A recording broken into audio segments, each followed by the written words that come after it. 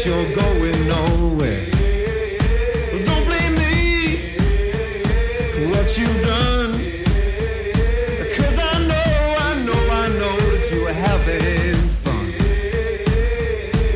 Welcome to the Clarified Realty Podcast, exposing the real estate secrets your agent doesn't want you to know. Here's your host, Tom Clary. Don't you just walk away. That's when I'll say. Hi, everybody. Welcome to the Clarified Realty Podcast. My name is Tom Clary, and I'm your host. I'm a licensed real estate agent here in the beautiful state of California, Los Angeles to be exact. I'm here with my lovely as ever co-host, Ron Bruno. What a handsome, handsome man you are, Ron. How you doing, Tom? Good to see you. Good to see you. I can't believe it. It's been an actual week. It hasn't been like a month and a half that I haven't seen you. I know. I know. We gotta stop meeting like this. The traffic was terrible, by the way. Oh today. my God, it was awful. It was so terrible, and I think that the traffic is absolutely the worst on Tuesdays. We were talking about this on the way up. You had a theory about that. I have a theory. I think that everybody takes Monday off, and then like wake up Tuesday morning and go, oh shit, I actually have to make money. I forgot I had to go to work. Well, I have to actually go to work. That's why everyone was calling me. Yeah, right. Oh, damn. That weekend was so nice and lovely. But yes. now I got to sit in gridlock for an hour and a half. I mean, in our business, there's no such thing as a weekend. There is no. There's no nights. There's no mornings. 24/7, all the time. You're talking somebody off the ledge at like 2 a.m. and yes. like, look, dude, it's going to close. You're going to move on. You're going to move into your house. It's going to be fine. Chasing conditions on a Sunday morning. It's my favorite. Yeah, absolutely. Or on the deck of a cruise, right? Or on a deck of a cruise ship. Which I heard you actually that. do. Yes. So on the cruise, I was working on a closing. And then on the way to the cruise, I was working on the closing in the air. On the plane. Almost every agent that I know that does, they like wait until the very last minute to plan a vacation. They hate that it's like, oh, I know that, as soon as I book that trip, the big deal is going to come through. And almost every single time, it's literally you get more slammed. Oh yeah. And I think it's because you tell people I'm going on vacation. Right. They hadn't even thought about you for the last 364 days, right? Exactly. But then on that day, you tell them that I'm going to be out of town for. Oh, I hadn't thought about him. Oh, I wait, need him to do something. You're no longer accessible. Well, I need you to do something right now. I need that right now. But it's okay. Karen, my wife, she has her own business. And do I have to keep saying my wife? Because I think people know who Karen is. I think we know who Karen is by now. Okay, so Karen, my lovely wife, so I'll say lovely wife. Karen has her own business. Compared to. Right. So Karen has her own business, right? And, since we're both entrepreneurs, we both can't afford not to accept business. Right. Right. We're not at that point where we're like, yeah, you know what? I'm not going to take that call. Yeah, screw that guy. I don't need $5,000 this month. Yeah. They can wait till I get back. My babies don't need to be fed. Yeah, exactly. Yeah. That realtor can wait on me. Yeah. This vacation is hard earned. Yeah, F that guy. No. Right. No. So I, the way that I view it, and Karen and I, we both view it the same way, is that if it is business related and it is something that needs attention, then you do it. Yeah. Right. 100%. You do it. Right. Because that's, you were hired to do something, and that's, and people are expecting you to perform. Now, if it's something internal, like, compliance training, or if it's marketing related, right, or, something like that, then it takes a back burner. Right. Right. So. Well, we got any news today? Yeah. So this is kind of an interesting story. So, this is from Bloomberg. So this says home values are rising by $800 a day in San Jose. That is staggering. Not only does that rhyme, but it says the typical U.S. homeowners are gaining more than $50 of equity in their homes during every 8-hour workday. And by the way, that's like the nation. So, yeah. I mean, if you're in California, you're doing pretty good. I think I saw on... what was it? There was a graph on that article you sent me about it. That it looked like, what was the price for the Los Angeles area? So LA, it says that the per hour, it's $30 an hour. That home prices are rising. Oh, wait, no, sorry. That was San Diego. It's in fine print. $26.35 in LA, an hour. and then per day $210 per day, and then per year $54,992. What's interesting about the article, so what they say is, so the Zillow senior economist, he says for homeowners that already have already or are very close to paying off a mortgage, this supplemental quote unquote income, especially if allowed to accumulate over several years, can essentially serve as a kind of second job that pays directly to a homeowner's bottom line without nearly as much actual work involved in collecting it. I mean, that is such a red letter. I mean, guys, if you're out there listening here, please take a moment and really let that soak in.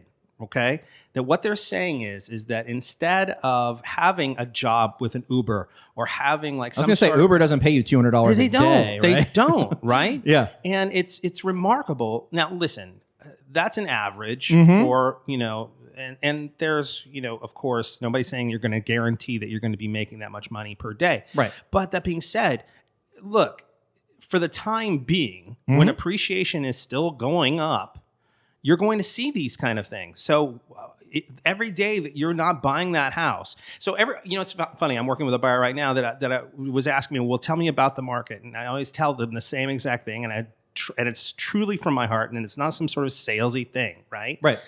With interest rates climbing up, right? And appreciation going up, it's more expensive every single day you wait. Every single day that you wait to buy your house, you're actually making it more expensive for yourself. Yeah. Now I have something else to add on top of it. Not only is it that, but after you buy it, you're losing out on the money you're gaining per day on it. Yeah. This is just, I mean, right now when everything's going up, that's when you want to get in early on this, folks. You don't want to wait until when this cycle does eventually go down. Cycles go down. But, look, are we going to have another great recession? I can't say. I don't know that. And yes, we will, home prices plummeted during the crash, right? But the chances of that, I don't see that happening anytime soon. I don't see it in like something on the horizon that even kind of smells like it. Right. So you're missing out on this potential money going into your pocket. Yeah, I mean, especially in California. I mean, you look at what could potentially cause prices to go down. Well, right now, you've got a climate where you have the whole world wanting to move here. Yeah. And by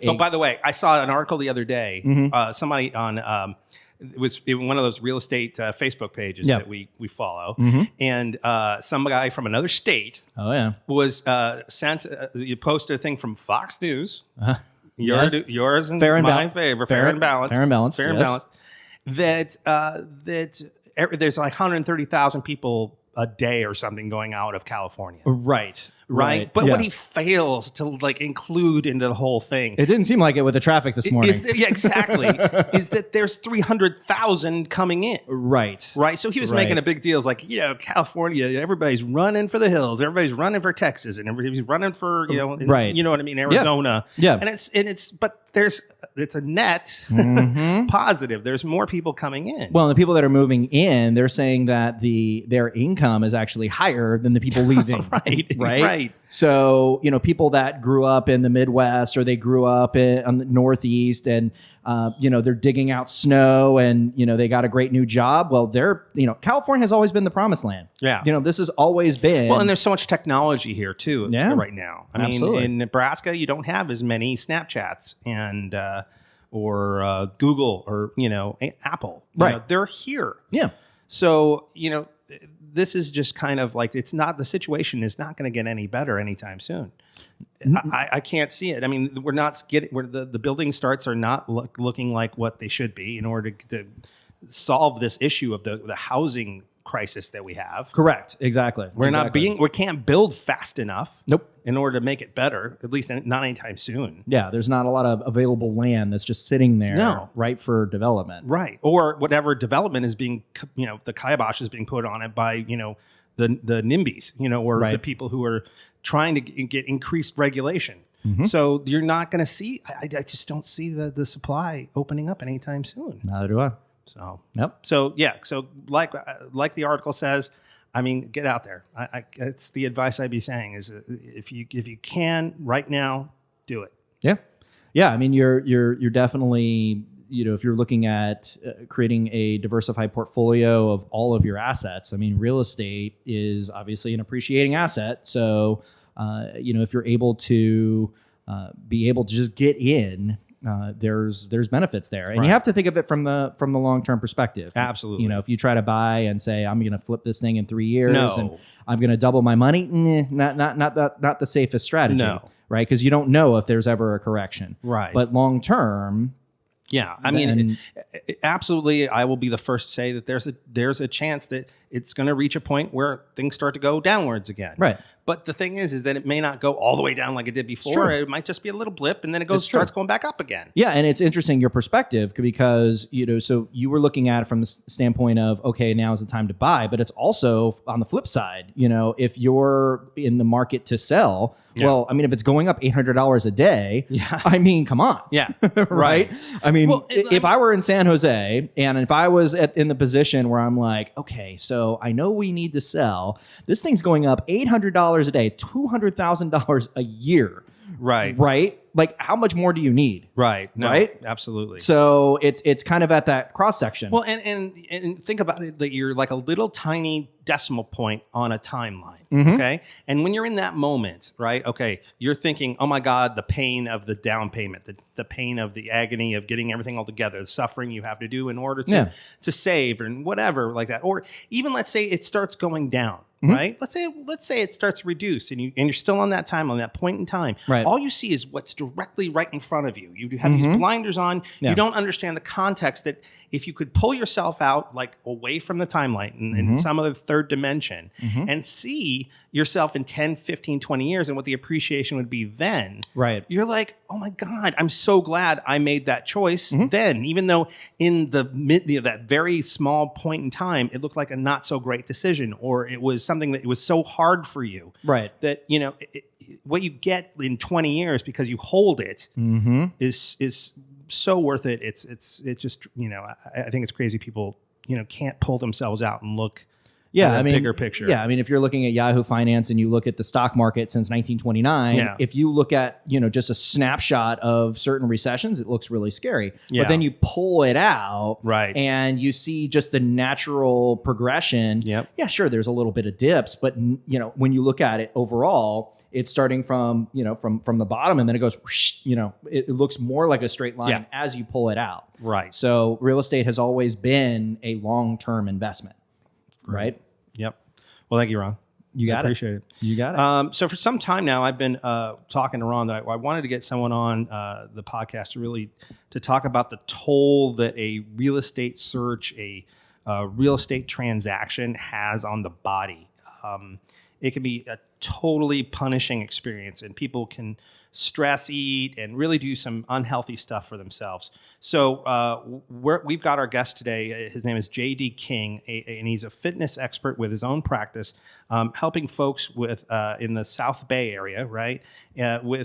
He's been doing it for over 20 years, researching how chemistry and physiology, how the body works in regards to that. And we're so glad to have him here. JD, thanks for coming. Thank you so much for having me on.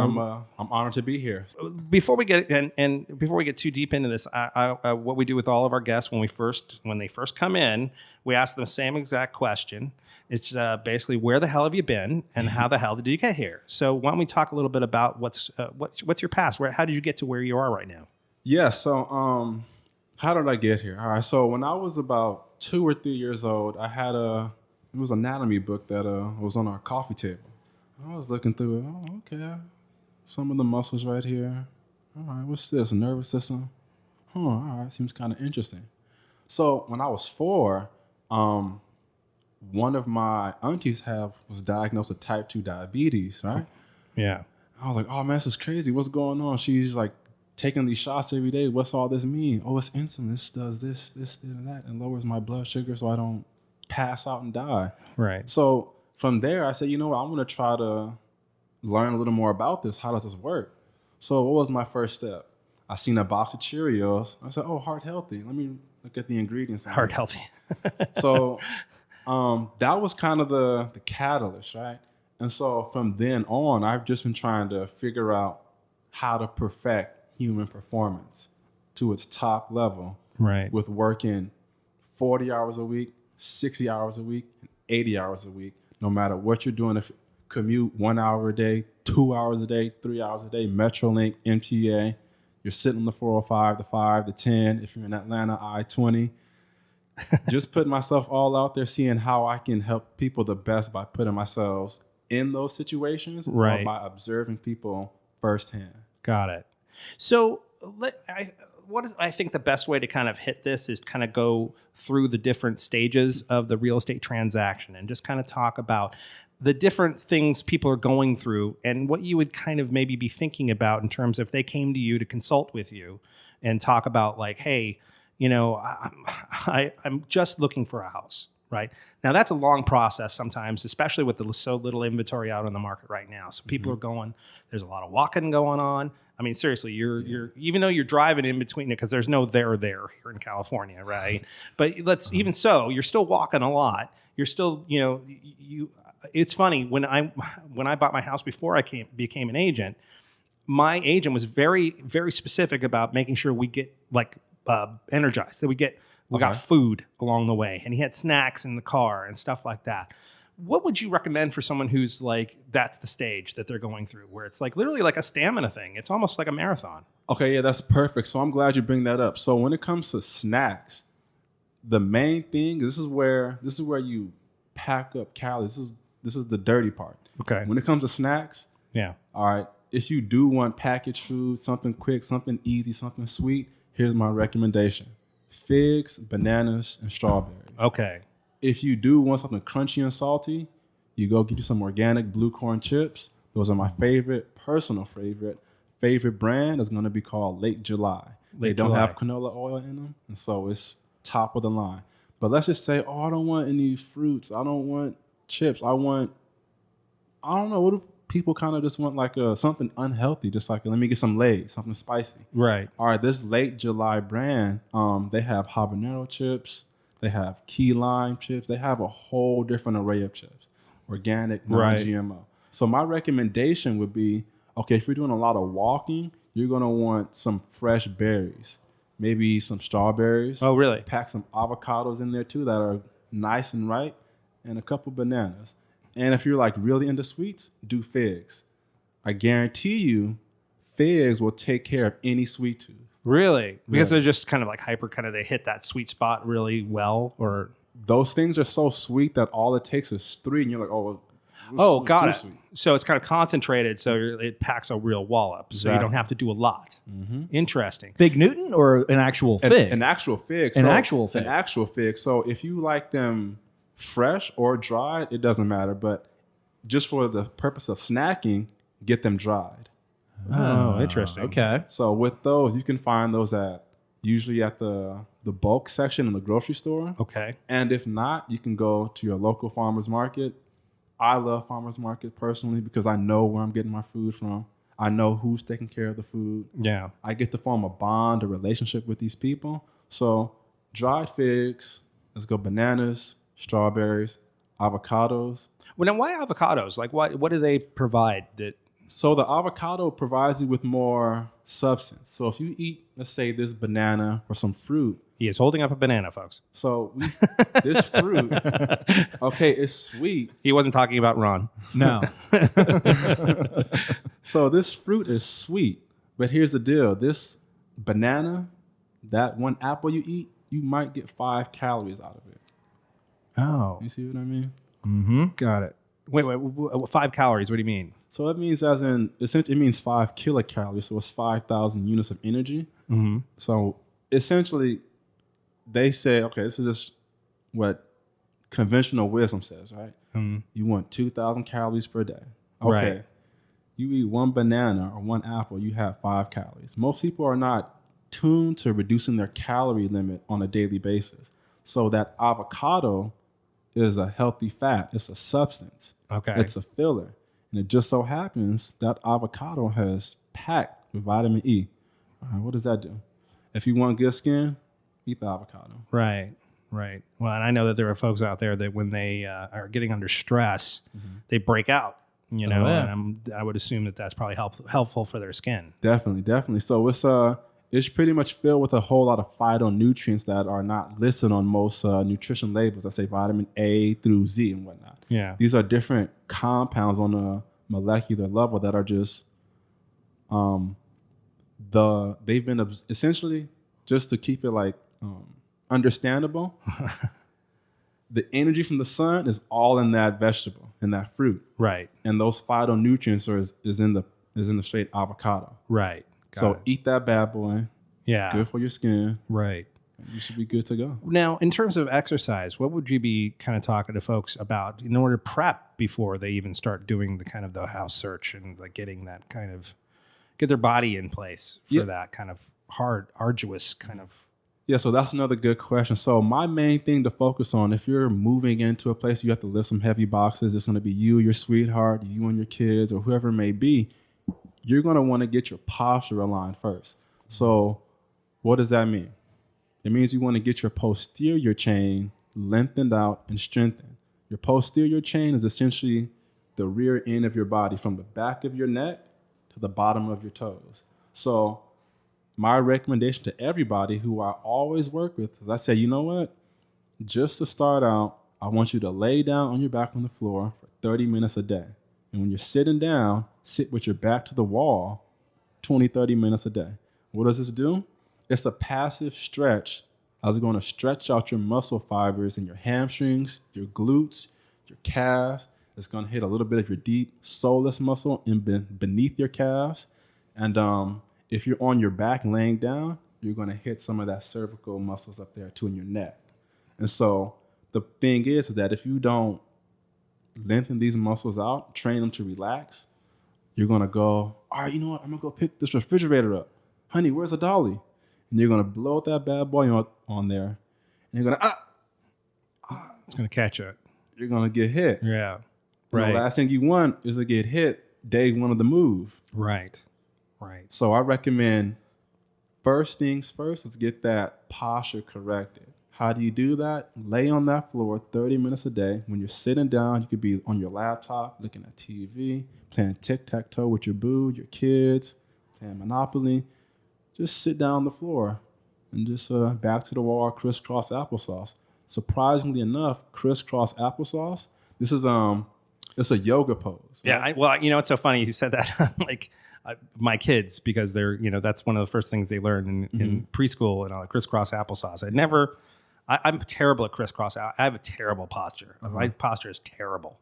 And like I need to sit with some sort of back support at all times, or else it's just my back hurts. How if I'm starting from like scratch, where I'm like I'm like hunched over, is there an easy way to kind of work your way into better posture? Yeah, so here's gonna be like the sad truth. Sitting in chairs is actually a neutral position where your body does not receive any type of stress, Right. any type of workout. And a body at rest tends to stay at rest. A body in motion stays in motion. Right. So when you're sitting down in that chair, you're forming a few 90-degree angles at your ankles, your knees, your hips, and no muscle in your body is getting a workout.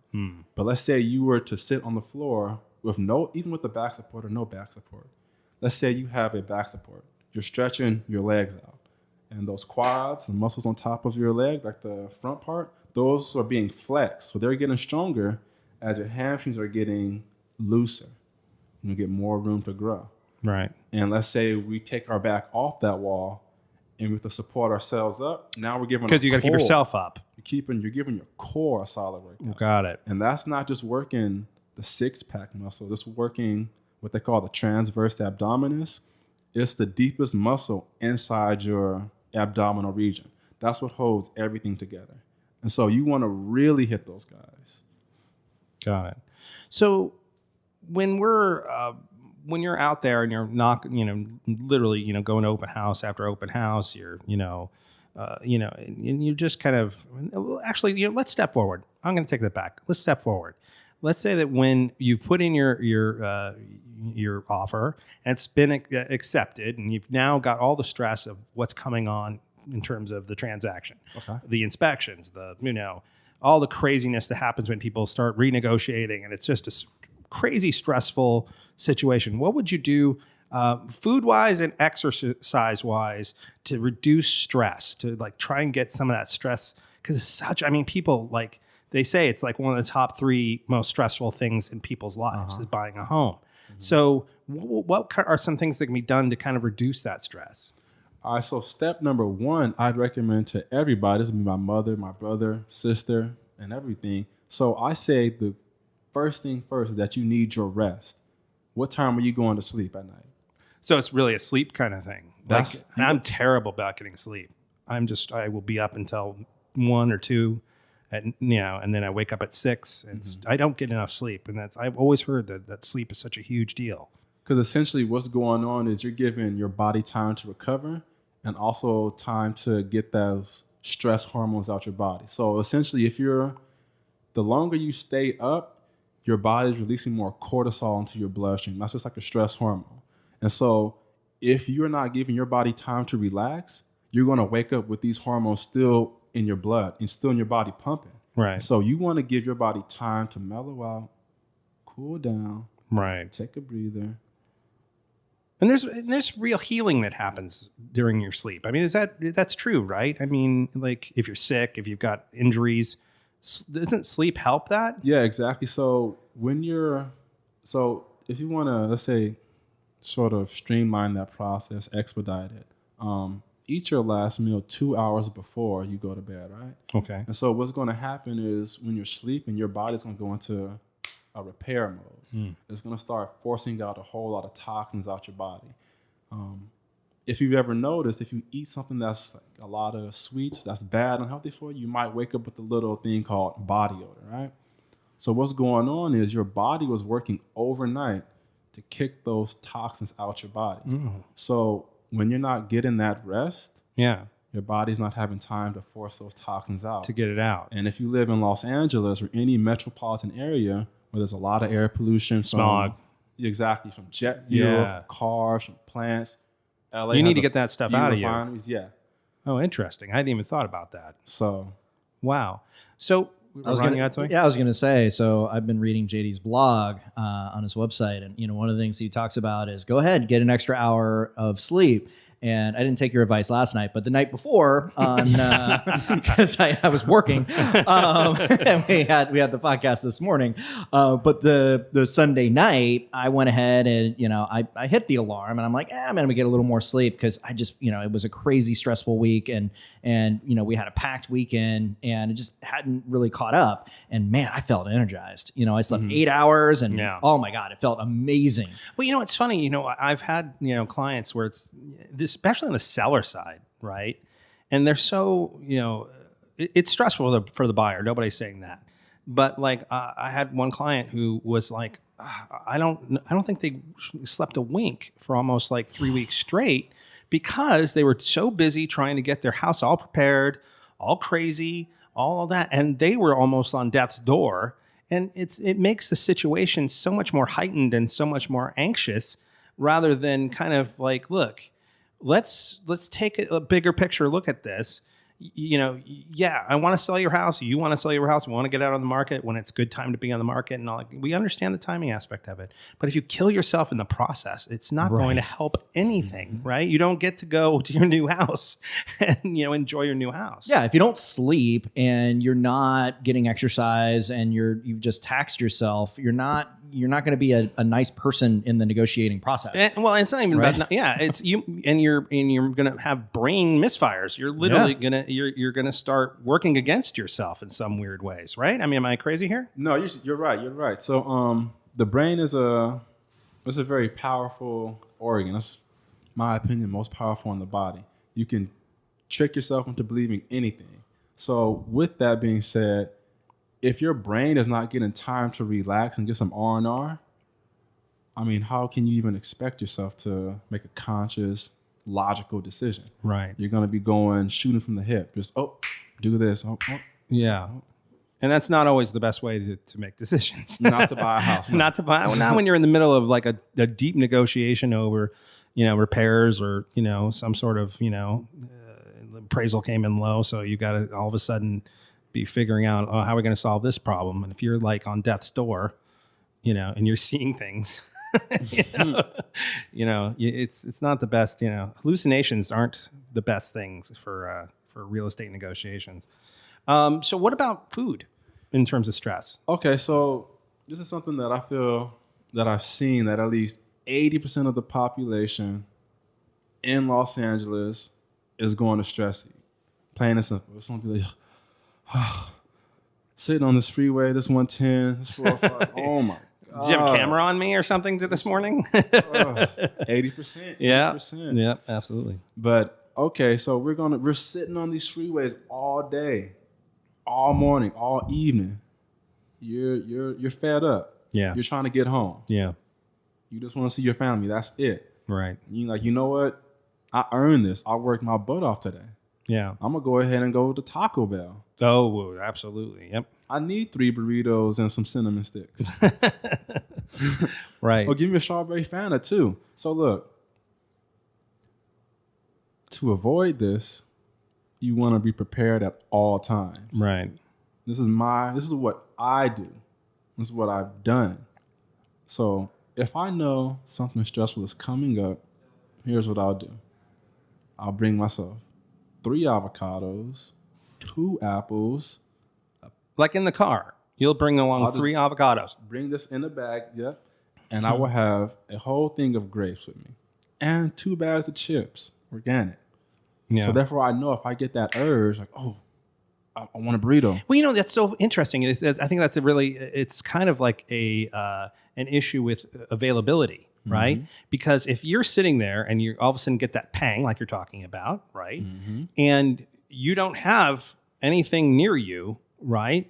What are you going to do? You're just going to start looking outside the car. You're going to start looking for something that's going to like ring that bell really quickly, and that could be very unhealthy for you. Yeah. So they have all these. Food places all off the main highways for a reason. Yeah, right. That's true, right? And billboards and radio ads. Yeah, exactly. They've got it down to a science. Right. Right? Yeah. And what's funny is that having 2 kids, what we've done for them, we always have like a bag full of something for them to kind of nosh on so that they're not like going crazy and getting hangry. I get incredibly hangry. I am like, you can talk to my wife. It is not a pretty picture at all. And where I like literally lose control. It's like I can like stand, I can even stand outside myself and look and go, boy, that guy's being a dick. Right. So, but what's the thing is I don't even do it for myself. Right. I don't even have like a pack in my car, like you're talking about, that like is some sort of healthy alternative, right? Instead, like because the life of a real estate agent is very kind of crazy. You're driving all over the city. You never know. You're not in one place for any period of time, extended period of time. So you're like stopping in gas stations and picking up, candy bars because it's like, well, I got to have something because I don't have time for lunch. Right. So I got to put something down my fat gullet. Well, it's funny. I mean, so one of the things that had become kind of a routine is I would work out on the weekends. And, if Karen had asked me to go to the store and go to this store and then that store, by the time I reached the second store, I couldn't even function because I hadn't eaten anything. I hadn't had coffee. And I need those things. So, I would stop at, McDonald's or I'd stop at, whatever just to eat something. Right. And I'd get that coffee and then my body would just kind of come back to normal. I mean, it was almost like a heroin addict. It was weird. Yeah. No, it's weird. It's like, it's weird that you I have that. see the battery kind of go, boo. Totally. Yeah, absolutely. right. And, one of the things I was, because, obviously, we're very conscious about just spending stupid money, right? Yeah. And also, I don't necessarily feel good after I eat those foods afterwards. You have the crash, right? Right. So one of the things I did is I went ahead and I have a thermos. It's a kind of like a Yeti, and it keeps things really hot, right? Right. So I made my coffee ahead of time. Right. I just put it in the car, and then I made a peanut butter and jelly sandwich on whole wheat bread, Yep. and just had that there. So I had it when I got out of the gym, Yep. and I was able to just, wolf that down, and I felt fine, right? I was Right. able to shop, I was able to get things, Such a and when good I idea. came home, it was just a completely different experience, Right. right? Because the worst thing, and this is for all the husbands that are out there, is if you don't have your avocado, you don't have all these things in your car, don't come home hungry. Yeah. Right? That's the worst thing you could possibly do. Yeah, absolutely. Because if you come in as a zombie, or you're, worse, you're hangry, Yes. or you're upset, Right. it ruins your night. Absolutely. Right? So Right. make sure that you have something extra when you're packing your lunch, or whatever, just so that you can make it home. Right. To make sure that you actually have something. pack some healthy alternative snacks for when you're out there looking. And when you're out, just even if you're just, you're in the middle of the transaction and you're driving to work, it's good to have it so that when you're dealing, you get that phone call from your agent telling you that, all right, well, are you sitting down? It's like you can deal with the situation and not come from some sort of weird biological strangeness, where you're kind of like Dr. Jekyll and Mr. Hyde, and it's like, no, you need to be calm, cool, and collected. So one of the best ways, as I'm hearing from JD, is that you just gotta kind of, first of all, don't be hungry. Don't be starving. Exactly. So again, just reiterating that specifics, grapes and avocados. Yeah. And pack you a bag of little organic chips just for something salty if you want something salty. Yeah. But those grapes are going to work miracles for you. Why was the grape so important? So it has a lot of sugar, glucose in it, a lot of sugar. in Okay, it. got it. And so it'll satisfy. Oh, so they're like little pills almost, little Yeah, glucose exactly. pills. Oh, that Exactly. makes total sense. So it'll satisfy any sweet tooth you have. It's a lot of fiber in it, so you'll get full Got it. pretty quick. Got it. So now here's a question for you. And he says, as he picks up his coffee cup and sips it, caffeine. I mean, what do you feel? What's your feeling on caffeine? Because I'm assuming there's a correlation between the two. Yeah, so caffeine itself is actually a pesticide, right? And so it's made to deter little insects from eating your coffee. Maybe I beans. shouldn't have had a sip of coffee. I'm not having another cup. Wow. All right. Well, have that Starbucks, folks. So it's a natural pesticide, right? Right. So if you were a little insect and you had a sip of coffee, didn't know that. you would implode, right? Is that really true? I Yeah. never heard that before. And Oh, interesting. And so for us humans who are a million times bigger than the usual ant, we can handle that surge. Oh, that so surge it's in energy. got it. So it's So- more about our size that can handle it, basically. Oh, interesting. Wow. So I mean, this caffeine is it's really up to you. I mean, if you're hooked on it, then it's a problem. Right. If it's an addiction, I gotta have 3 espresso But the thing shots. is with the stuff that's legal, that line is kind of shady, though. You know what I mean? Yeah. It's like, somebody was talking about, look, I've had my weight problems over the years and all that. And I've sometimes wondered, do I have some sort of food addiction? Am I some sort of whatever? And somebody was telling me about food addiction as being one of the toughest addictions in the world. Because with most addictions, you can put the tiger in a cage and it stays in the cage. But with a food addiction, you put the tiger in a cage, but you have to reach in and pet it 3 times a day. And so that's a real tough line to draw, especially, and even with caffeine for me. It's like when you spend time, waking up in the morning by drinking coffee or staying awake because you've got a long deadline or something like that. It's a tough thing to kind of say, well, I'm not going to do it this time, because why else do people drink coffee, really? It tastes terrible. I mean, it doesn't taste fantastic.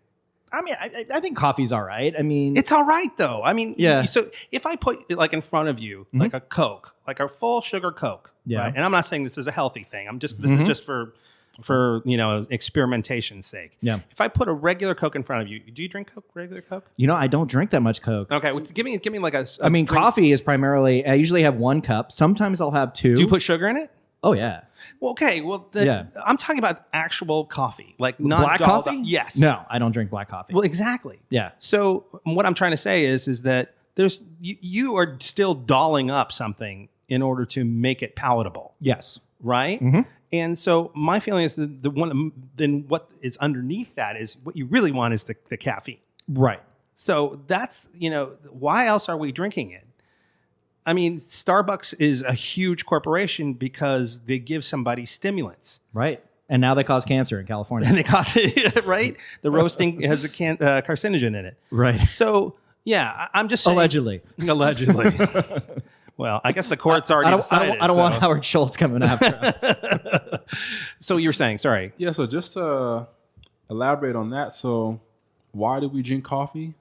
It's also social. That's part of our health. We're social creatures, social beings.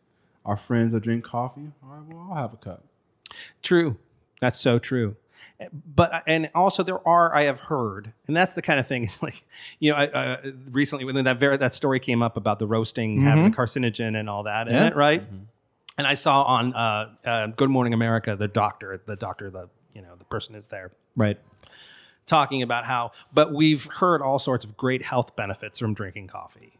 So I think that there are certain, it does reduce cancer in certain circumstances, but I couldn't help but thinking about the people being interviewed in the 50s holding the cigarette in their hand. Oh, right. Going, cigarettes are fantastic for you. I don't know what these people, you know what I mean? So it's it's hard to kind of go, well, maybe there's something we don't know. I mean, it's so not, it's one of those things I wish I could kick. It's one of the things that I know I'm hooked on it. I know that it's something that I don't need. I should literally be drinking tea or water, right? That should be, I guess the older you get, you try to think about ways of extending your life. How can I extend my life? And, getting that kind of crap out of my system, I think is, such a huge thing. I wish I could do it. Yeah. I'm curious, JD, about your thoughts on bread and, and protein. So what kind of, did you eat bread? I mean, none. So you don't eat bread at all? No whole wheat, nothing. Wow. No. Now, is it a gluten thing or is it just?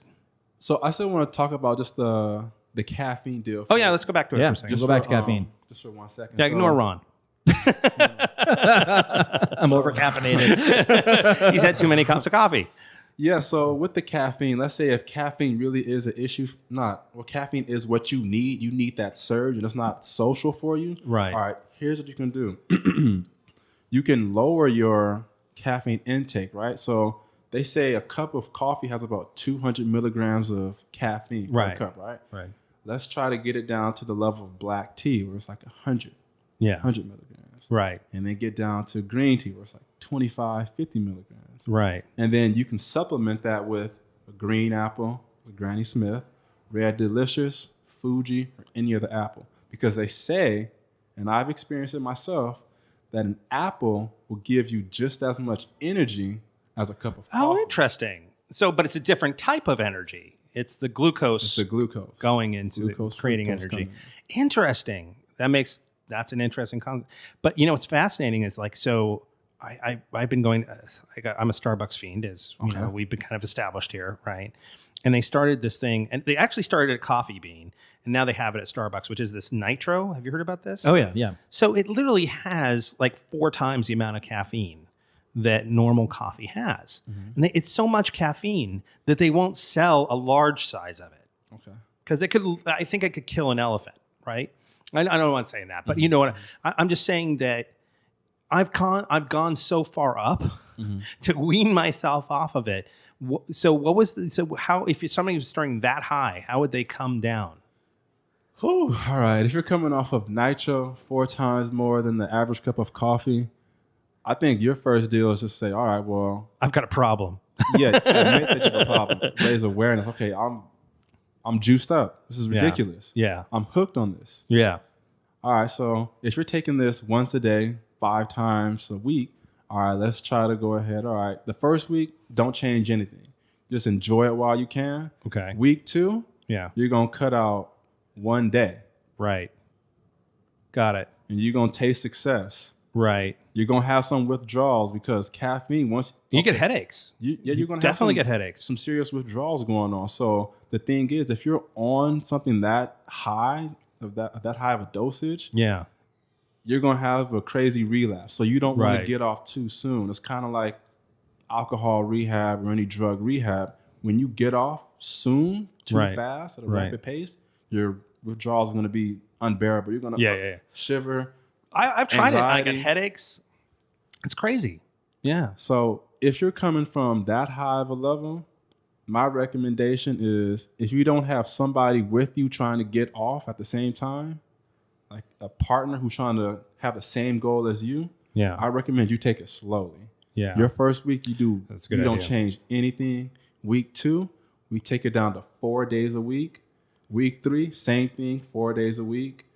Then week 3, we drop in an apple, but you're still going 4 days a week. Got it. And then from there, we start seeing how you feel because we don't want you having headaches, low blood sugar. And by the way, crashes. to bring this back into the concept of what we're talking about in terms of the real estate transaction and, getting start this process about the same time that you're, with enough lead time before you start to go into escrow. So literally, like before you start looking around and all that kind of craziness, make sure you're giving yourself, if you're taking care of yourself in a holistic kind of way, where you're like, you know what, it's not just about me being stressed for this moment. No, let's get into a very holistic kind of healthier state of mind in terms of our economics, in terms of our finances, in terms of our bodies. We need to start the process a little bit earlier. We've been talking about before on the podcast about doing getting your finances in order long before you even start the search for a house. Getting yourself in a place in a healthier state of mind, a healthier state of body, so that you can handle the ups and downs and it's not some sort of crazy stressful experience, right?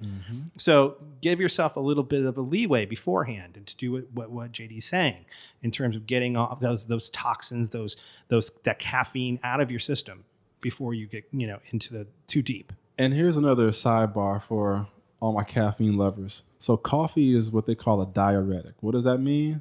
It means you're going to push all the fluids out of your body. Right. You're going to get dehydrated faster, right? Dehydrated much faster. And what does that mean? You're going to get a headache. You're not sure if it's coming from you're hungry, the caffeine crash, the sugar crash, or dehydrate. It's just causing a web of problems. You got too many moving parts going on. Yeah, right. So we don't want to have you just quit cold turkey. Right. Just weighing you off this slowly, Right. but surely. Right. So the first week, as we said earlier, don't change a thing. Week 2, just take 1 day off. Right. So speaking holistically, what would you be like? I'm saying, I come to you and I say, I'm thinking about, buying or selling my house in the next, 3-4 months. Okay. In terms of like the process and really preparing someone for this process they're about to go through, what would you be recommending? Like what would be like a general kind of idea?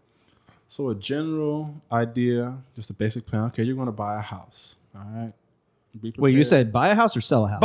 Both. Both. Okay. We're about to go through a stressful situation on either side. Mm-hmm.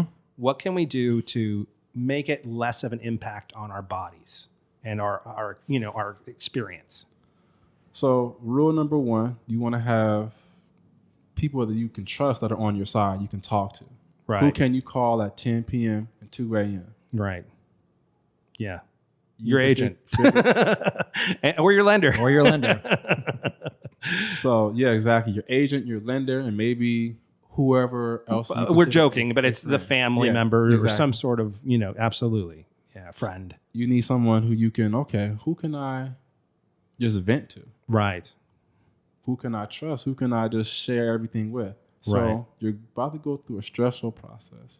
You need to know who your friends are, who are your allies in this Yeah, absolutely. stressful time right now. Right. So once you clear that out, then we start talking about the exercise and the diet, right? So What do you think is this like? What do you think is more important, the food or the exercise? I'm going to say it's the food. Okay. I'm going to say it's the food. Why? It's because a lot of gym rats or people that go to the gym a lot and their diet is terrible. And Right. it's like, okay, your blood pressure is kind of high, bro. You're 130 over 95. Like you should be textbook perfect at 120 over 80. Yeah, right. 120 over 70, maybe lower. You shouldn't be higher. Do you even eat, bro? Yeah, bro. Yeah. Yeah. So, I mean, I stress the diet first. Right. I feel that your diet is 80% of your health. or release of your physical. Right. Then it's the workouts. Right. This is a big fight that I have with my wife, actually. She's a firm believer the other way. She's like, if I exercise, I can eat anything I want. And I don't, almost everything I've seen so far has been saying what you say, what I've read, is just how diet is like so much more important. And I'm not saying exercise, please, I think that what gets kind of lost in this is like, I'm like saying that exercise isn't important. I'm not saying exercise isn't important, but predominantly food is such a huge deal. Definitely. Because you have to, okay, what are you nourishing your body with? It's like, would you rather burn coal or would you use solar power, which is cleaner? Yeah, right. So when you're burning that energy, are you giving off toxins, or are you just putting out clean energy into the world? Right. That's actually a really good point. Absolutely. That's a good way to think about it. And as far as number of meals, so you mentioned you don't eat bread. Well, that's a really good experience. Okay. Yeah, right. Get to that. So what about the number of meals you have during a day? Do you do the 3 squares, or do you actually, break it up into 5 or 6, or, So do you want what I asked you to do, or do you want a recommendation for someone who's just starting out? I would say, well, I want to know what you do, and then also go back to what you recommend to someone who's starting out. Even more so, I think it's what you just said. Is Yeah. somebody who's like coming from nothing, like literally like cold stop.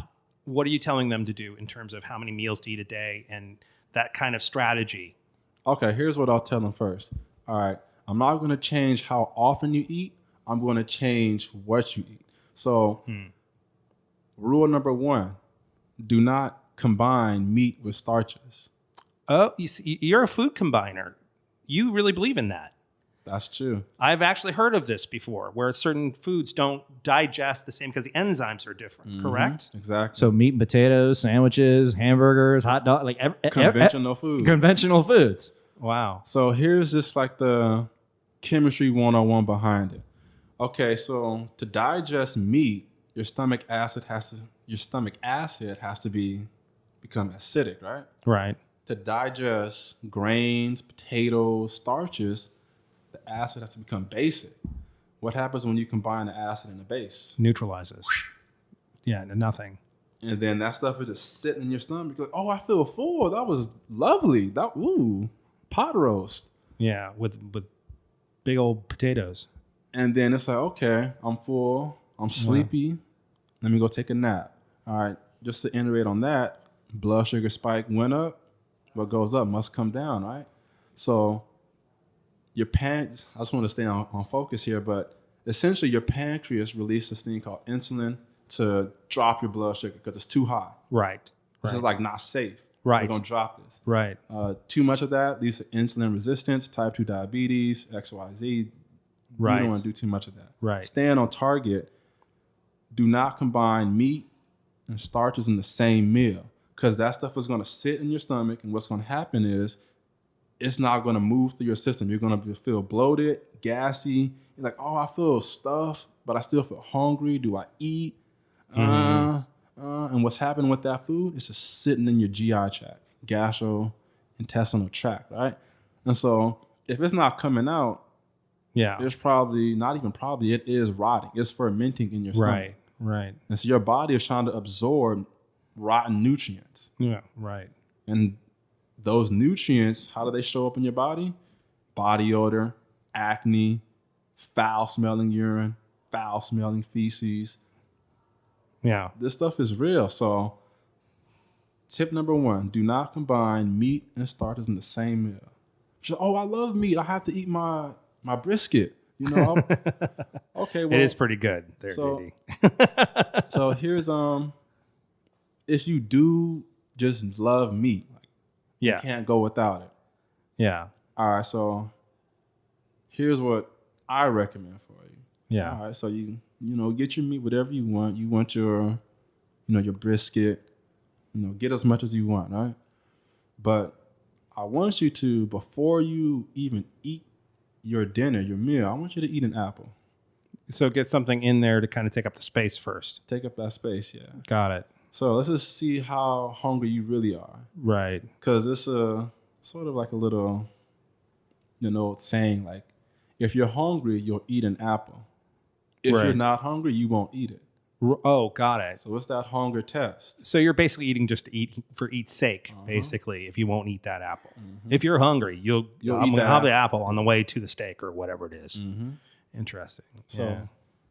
I think that's a huge, big difference is between people who think they're hungry and being actually hungry, right? I was reading a book. It was called The Economist's Diet. And I've talked about it before on this podcast. But it was literally about how people need to be okay with being hungry. That's the actual hunger, right?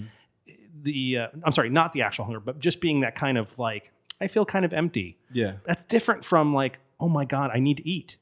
And people need to come up, get that distinction.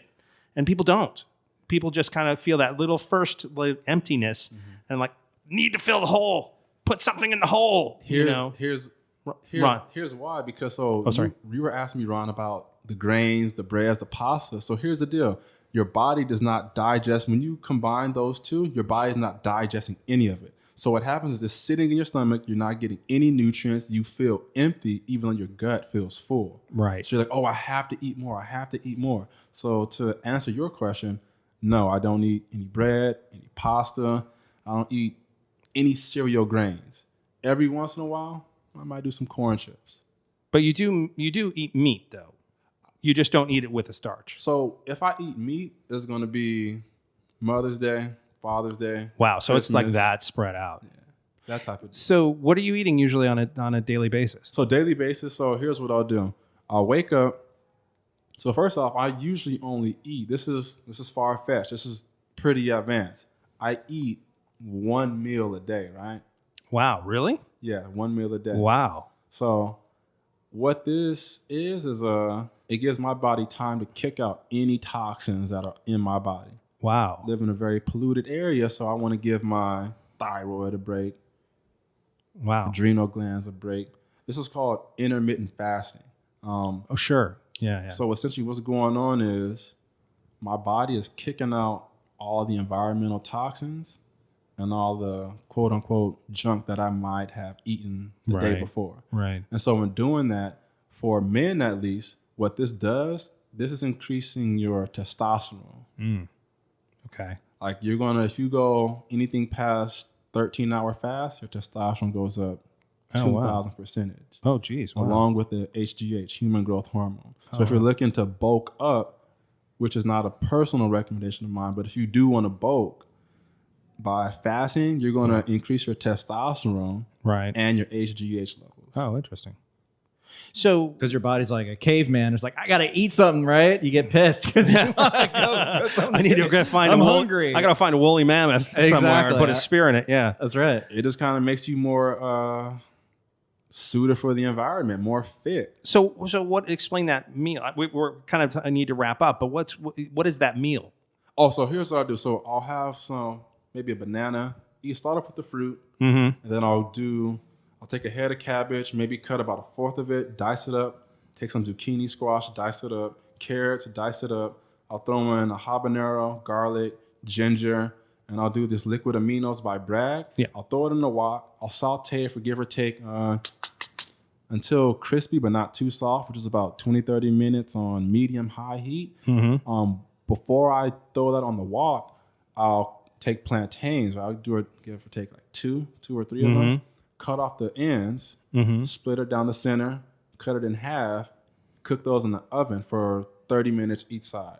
Okay. And so when that first 30 minutes goes by for the plantains, I'll flip it over, turn on my wok, throw all my veggies in there with asparagus and celery, everything I said before with the ginger, garlic.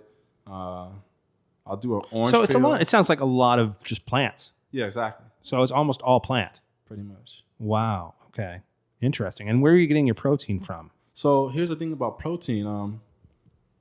If you look at all the biggest animals in nature, Vegetarian, right? what do they eat? Yeah, right. It's true. The moose, the cow, Elephants. the giraffe, the elephant, They're the not gorilla. carnivores. Yeah. Yeah. The carnivores are the small guys. Those are the wolves, the tigers. They're Yeah. no comparison to Right. a mammoth or Yeah, right. Yeah. a gazelle. Right. Interesting. So Did you have one last thing you wanted to say? No. I mean, I think that's Okay. That's really interesting. Because there was one other. Oh, actually, yeah, I do. So I mean, as I mentioned on the podcast before, I grew up in fast food. My dad was a franchisee, right? So I grew up on Taco Bell. I grew up on eating this, junk my entire life. So, I didn't have the benefit of knowing you and is the rest of my life ruined, or can you turn this around, at any age? Like how does the body react to moving on to something like this, and how quickly can you see results? Yeah, you could turn this around at any age. So I would say, give or take, let's say you will expect to see results like clearly in about 3 weeks. Wow. Okay. Wow, that's that 3 quickly. weeks. So if you're looking for the immediate change, let's say you have like indigestion issues and whatnot, it's not going to just change overnight. If you've been doing this for 20, 30, 40 years, 3 weeks, that's nothing in comparison. Right. Time-wise. Yeah. Time-wise. So wherever you're at, I mean, just get started, because it all begins with that first And it's step. funny you're saying that 3 weeks. That's once again kind of what we're talking about in terms before you get into starting to look at houses. Take 3 weeks beforehand and maybe take a look at an audit and inventory of what you're doing body wise, and maybe there are some really good changes you can make before you start this process. And one word last quick. So with protein, can you have meat and vegetables? Yes, definitely. So those two can combine, just not starches. So no potatoes, no no bread, none of those things. But you can have vegetables with the meat. All right, that's Side note on bread though. So bread has a high glycemic index. What does that mean? It spikes your blood sugar up like crazy. Could make you insulin resistant in the future. Type 2 diabetes, maybe not, depending on what you do. But my recommendation is bread. Yeah, it's so good. Yeah, I know. No, I agree. One last thing. One of the ways that some people deal with stress is alcohol. Okay. So let's talk very briefly about, I'm sure this could be its own show, but in terms of alcohol's effect on stress and what pluses, minuses, what it can be, should you not, should you, would it, Yeah, so alcohol oxidizes your body. So if you've seen an old 1950 Chevy pickup, you see all that rust on the car, that's what alcohol is doing to your internal organs. Oh, really? Jesus. So it's not to just say, oh, quit cold turkey, but just understand when you're going out to that happy hour or just even taking a few shots at home, just be aware that, okay, long term, right, this isn't sustainable. I can't have. If you pour water over metal, it doesn't turn to rust overnight. It takes a process. It takes years, but it eventually gets there. Yeah. So it's really about taking care of that. So if someone is, though, dealing with stress with alcohol, that's not a good thing anyway, right? Because it's that kind of external trying to take care of an internal problem. But you don't have anything like that's really kind of like, So if alcohol is an issue for you, again, I focus on, so if you're not drinking socially, as in you're not going out for a happy hour, you're just drinking by yourself just to self-medicate. For the stressful situation stress. of going through buying the house and all that kind of thing, right? This is where I recommend, if you're going to drink, I say try to make it social. Don't have it just where you're just drinking by yourself. So step one, just say, hey, guys, let's go out this Friday. We'll go out to a little bar or a dive, whatever. Right. We'll go check it out. Right. So therefore, you're not self-medicating. You're having a good time. You're not alone in a house with a cup of scotch in your hand. Exactly. Got it. So try to make it a social thing first, and then try to wane off it by just reconnecting with those people that you go out with. Right. And wine's good for you, though, right? They're made from grapes, so you talked about grapes. So nothing in excess, essentially. Right. So you can't. I'm gonna pour up some white wine and pour this whole bottle just for me. Like, no, it's still alcohol. Right.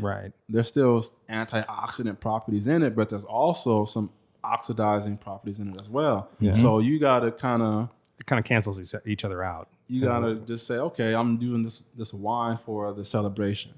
Okay, nothing wrong with that. Yeah, right. Have a bottle of champagne at the end of the deal. There we go. There you go. There you go. Or a glass of champagne. Yeah, a glass of champagne, right? There you go. You know how I'm thinking. Case of champagne. Case of champagne. Let's have a case of champagne. Depends on the transaction. Yeah, there you go. Some are worthy of that. Yes. Well, JD, thank you so much for coming. I really appreciate it. Thanks for coming. And why don't you go ahead and give the folks your information so that they want to get in touch with you. They have a place that they can contact you. Yes, of course. So my website is jdroyalsolution.com.